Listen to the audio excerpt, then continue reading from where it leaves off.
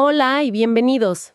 Hoy nos vamos a meter con un tema que, a primera vista puede asustar un poco, pero les aseguro que está en el ADN de casi todo lo importante, la dialéctica de Hegel. Y no, quédense tranquilos. La misión de hoy no es que salgamos de acá recitando filosofía alemana del siglo XIX, para nada. El objetivo es mucho más práctico. Vamos a usar las fuentes que analizamos para entender una idea que es muy poderosa. La idea de que el conocimiento no es algo que uno simplemente encuentra, no, como si fuera una cosa perdida. Es más bien una danza, una interacción constante entre nuestras ideas y el mundo. Y en esa danza, las dos cosas se transforman. Vamos a ver cómo se vaya esto en la ciencia, en la historia y, lo más importante, en los pasillos de la universidad que muchos están por empezar a caminar. La pregunta que nos va a guiar es esta. ¿Somos simples espectadores de la realidad? ¿Le sacamos fotos a un paisaje que no cambia? ¿O somos participantes activos de un proceso que se crea y se recrea a cada paso? Justamente esa pregunta, es el punto de partida de Hegel. Él se da cuenta de que la ciencia de su tiempo estaba obsesionada con una idea. La de un abismo total entre la persona que conoce, el sujeto, y la cosa que es conocida, el objeto. Como si fueran dos mundos separados. Exacto. Y Hegel dice, no, un momento, esto no funciona así. Lo que él propone es que ambos, sujeto y objeto, son en realidad parte de una misma cosa, de una totalidad orgánica, viva, que está en constante desarrollo. A ver, vamos a desempacar eso, porque totalidad orgánica suena grande y complejo. Es como decir que la realidad es un gran ser vivo en vez de una pila de ladrillos sueltos. Es una excelente manera de verlo. Para Hegel, la realidad no es una suma de partes. Es un proceso que se va desenvolviendo, como una semilla que ya tiene adentro, en potencia, todo el árbol. Y el motor de ese desarrollo, el pulso que lo hace latir, es algo que él llama la negatividad. O la contradicción, ¿no? O, más fácil, la contradicción. A ver si te sigo, porque esto choca un poco con todo lo que nos enseñan de lógica. Normalmente una contradicción es una señal de que algo está mal en tu argumento. Es un error que tienes que corregir. Claro. Pero acá es la señal de que algo está vivo, de que se está moviendo. Exactamente. Diste en el clavo. Para el pensamiento dialéctico, la contradicción no es un error, es el motor del cambio. Es la tensión que obliga a una idea, o a una sociedad, o a una teoría científica a superarse a sí misma para resolver esa tensión. Y al hacerlo, da a luz a una forma nueva, más completa, más compleja. Es pasar de ver fotos estáticas a entender la película completa, ¿viste? Con todo su drama y su desarrollo. ¡Wow! Esa idea me vuela la cabeza. O sea que no soy solo yo el que crea algo, sino que esa cosa me devuelve la pelota y me crea a mí. El ejemplo del pintor y el cuadro que mencionan las fuentes es perfecto para esto, ¿no? ¿Lo podemos analizar? Claro que sí. El pintor agarra un lienzo en blanco, la materia, y le impone su idea, su forma, produce el cuadro. Hasta ahí parece un proceso de un solo sentido, ¿verdad? Sí, él crea el cuadro. Punto. Pero Hegel nos diría, cuando termina esa obra, el pintor es la misma persona que empezó. No. La lucha con el material, las soluciones que encontró, los errores que cometió, todo eso lo transformó. El cuadro lo ha producido a él como este pintor, con esta experiencia. Es un círculo de creación mutua. Y esto aplica a todo, me imagino. Un inventor no solo crea una máquina, Sino que la máquina crea un nuevo tipo de inventor. y un nuevo mundo para todos. Entonces, esta danza entre nosotros y la realidad es constante. Pero el material dice que la música cambia dependiendo de la pista de baile, que una cosa es la naturaleza y otra muy distinta es la historia humana. ¿Cómo es eso? Es una distinción crucial. Hegel observa que la dialéctica en la naturaleza es una danza circular que él llama truncada. El ejemplo de la planta lo muestra perfecto. La semilla se niega a sí misma para ser planta, la planta se niega para ser fruto y el fruto se niega para volver a ser Semilla. semilla. El fin es idéntico al comienzo. Es un ciclo de repetición infinita. De hecho, los antiguos griegos pensaban que la historia humana también era así, un eterno retorno. Ah, claro. Pero la dialéctica del espíritu, o sea, la de la historia, la cultura, la conciencia humana, no es un círculo. Es una espiral ascendente. Cada vuelta no nos devuelve al mismo punto. El punto de llegada siempre es superior, más complejo, más consciente que el punto de partida. Cada etapa histórica no borra la anterior, la supera. En alemán es Aufhebung, una palabra genial. ¿Qué significa? Significa 3 cosas a la vez: cancelar, conservar y elevar. La nueva etapa contiene a la anterior dentro de sí, pero en un nivel de comprensión más alto. Me fascina esa idea de una espiral, porque un círculo es un destino sin salida, ¿no? Siempre volvemos al mismo lugar, pero una espiral tiene una dirección. Si la historia humana no se repite, sino que asciende, la pregunta obvia es, ¿hacia dónde va? ¿Cuál es el supuesto destino de esta marcha? Y acá viene lo fascinante. Hegel ve toda la historia universal como el desarrollo progresivo de la conciencia de la libertad. Lo resume, de forma muy esquemática, en 3 grandes momentos. Primero, el mundo oriental, donde se sabe que uno es libre. El faraón, el emperador, todos los demás son súbditos. Luego, el mundo greco-romano, donde se sabe que algunos son libres, los ciudadanos de la polis, pero no los esclavos, ni las mujeres, ni los extranjeros. Un momento, eso suena un poco teleológico y hasta problemático. Decir que la historia culmina en el mundo germánico cristiano, como el momento en que todos son libres, es una afirmación muy fuerte, muy eurocéntrica vista desde hoy.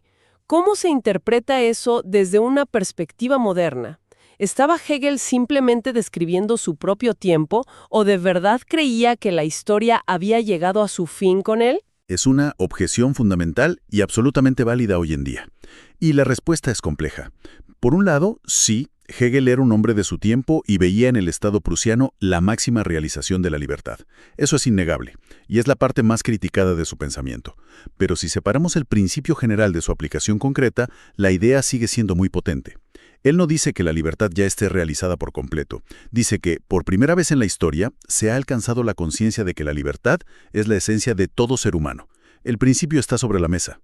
Y la lucha por hacerlo realidad es justamente la continuación de la historia. Lógica de la espiral. El concepto de algunos son libres ya incluye y supera al de uno es libre. Y el de todos son libres incluye y supera a los 2 anteriores.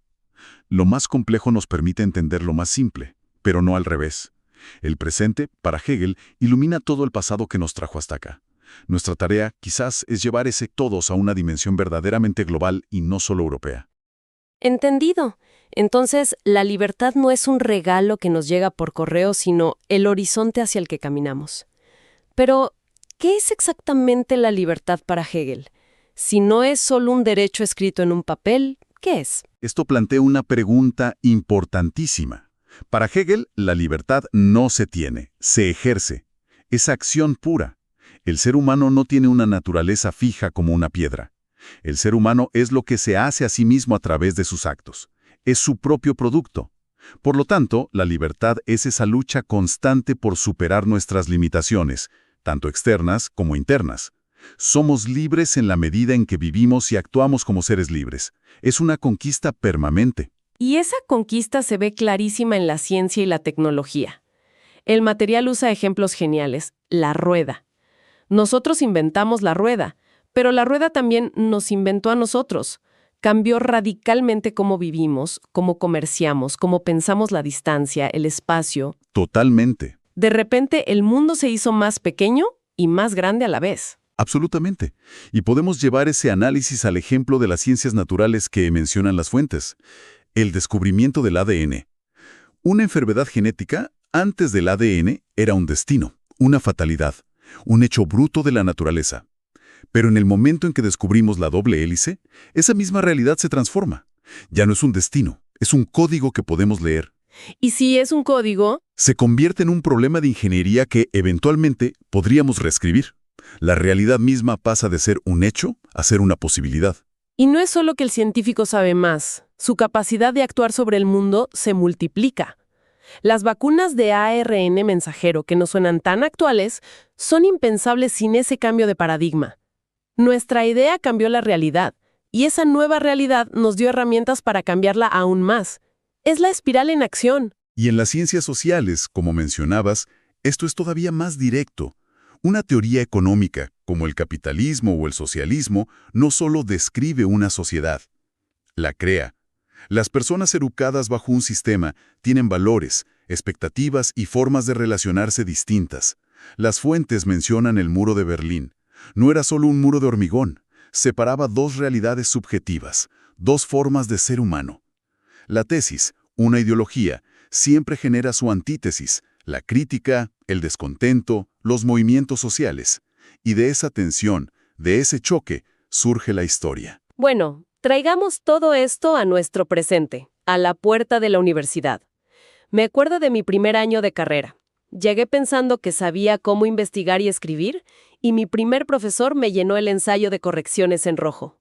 Fue un choque brutal, un golpe al ego, pero me obligó a reconstruir mi forma de pensar. Supongo que esa fue mi propia pequeña danza dialéctica, ¿no? Es el ejemplo perfecto. Los textos lo plantean muy bien. Quienes ingresan a la universidad traen sangre nueva. Vienen de un mundo distinto al de sus profesores. Son la generación de la inmediatez, de las redes sociales, de la inteligencia artificial generativa. Son, en sí mismos, una antítesis viviente que entra en el claustro académico, que representa la tesis. Y ahí explota la contradicción. Ahí empieza la danza.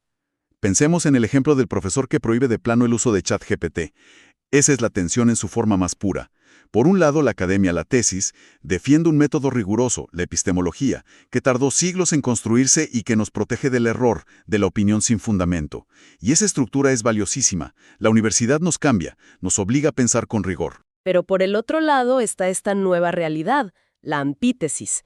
Esta herramienta existe, está ahí. Negarla es como si un profesor de matemática del siglo XV prohibiera el uso de los números arábicos y obligara a todos a usar números romanos. Exacto.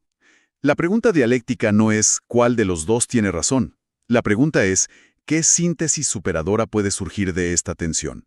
Quizá la síntesis sea una nueva forma de enseñar y evaluar, donde la IA no sea vista como una herramienta para hacer trampa, sino como un asistente para potenciar el pensamiento crítico, donde el desafío ya no sea memorizar información, sino saber hacerle las preguntas correctas a la máquina y evaluar críticamente sus respuestas.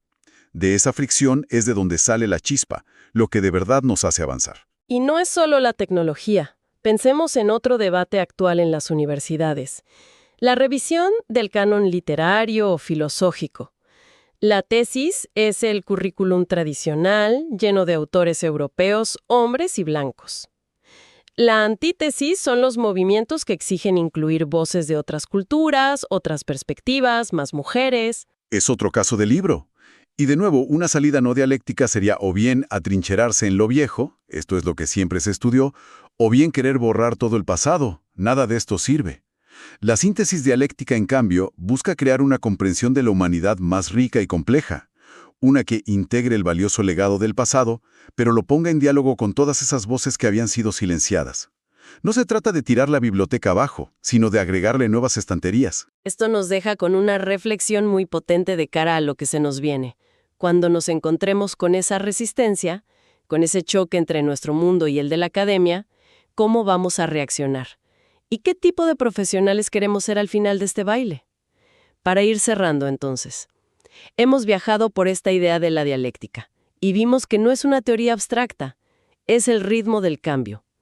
Desde cómo una nueva tecnología redefine nuestro mundo, hasta el debate en un aula universitaria. Estamos constantemente participando en esta danza de contradicción y superación. Y en el fondo, nos recuerda que la libertad no es un estado de confort, sino una acción constante de crearnos a nosotros mismos. Y que el progreso, tanto en la ciencia como en la sociedad, no nace de la calma chicha, sino de la tensión productiva entre lo que es y lo que están haciendo. Para terminar, les dejamos una última pregunta que proponen las fuentes. Una que nos pega de lleno y que se proyecta hacia nuestro futuro. Cuando seamos nosotros quienes estemos del otro lado, en la cátedra o en nuestra profesión, con el poder de validar o rechazar lo nuevo, ¿seremos generosos con esa apertura? ¿Recordaremos esta danza e intentaremos que nuestros futuros discípulos nos superen como maestros?